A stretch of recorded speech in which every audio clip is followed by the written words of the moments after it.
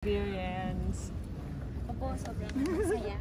Kasi yung nga po nabanggit ko sa stage ko na napasali kami or nasama kami sa mga performers na kinonsider ni Sir Ogie para sa Ogie 2. And yun po, medyo may halong konting pressure po kasi yung na-assign na song sa amin, very popular.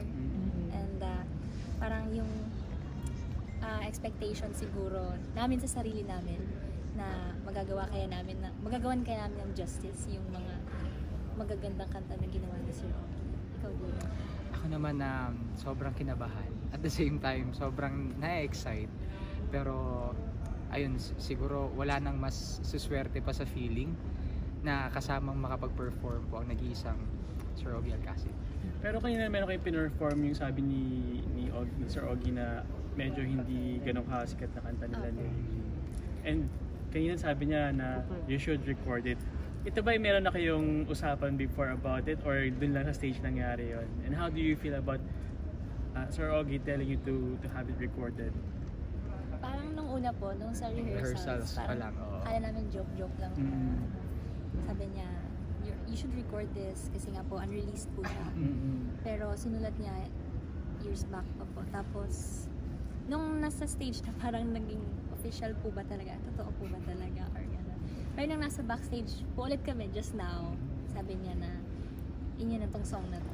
I-record niyo. Yun yung parang nakaka-overwhelm. So, sabihan ka po sa inyo na yung song.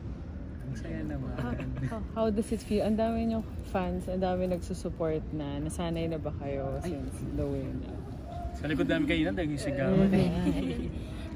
Thank you so much sa aming J-Mails, Maria Stars, and Balladeers na pupunta. Sasanay? Paano? Parang hindi. Never masasanay. Never kang masasanay. Ang nakakatuwa lang po kasi alam naman namin na parang hindi lahat ng events mapupuntahan pero ginagawa nilang possible po yun kahit lumilipad, yung iba lumilipad pa po from different parts of the Philippines. So we're just really blessed po with the best people, the best supporters po.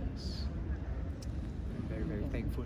Pero anong, well, di ba gagawin ng TNT? Yes. Parang ano yung nagawa sa inyo ng TNT right after your stint sa segment ng Showtime? Nung season 1 po,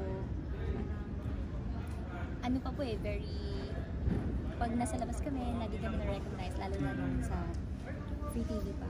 So, isa po yun, parang mas na-recognize po yung talent namin, nakakalabas kami ng different na sa, like before na, ano lang kami, ordinary people na, na nakikita lang sa stage. Tapos nung nag-appear kami sa TV, parang yun nga po, may recognition na may kasama ng something sa pangalan namin. Pero, naman, wala namang major changes na nangyari. Like, kami pa rin naman po ito na, mga performers pa rin po na nabibigyan lang din talaga ng mga opportunities na malalaki. Like, ito pong concert ni Sir Ogie at saka yung mga performances po namin in the past. Yun. Nasasabihin ko sana na parang mas nakakapag-perform tayo with other icons. Yes. Yun po yung parang mas nakakatuwa talaga. Opo. To name like Sir Randy Santiago, Sir Ding Dong Avanzado. So, Sir Ogie Alcacid. May dream pa ba kayo maka-work?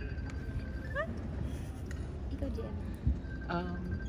Siyempre, wag nating anuhin si Miss Regine Velasquez, si Miss Sara Heronimo, Sarah G. lahat po. And Sir Gary. Sir Gary, Sir Martin, lahat ng icons po.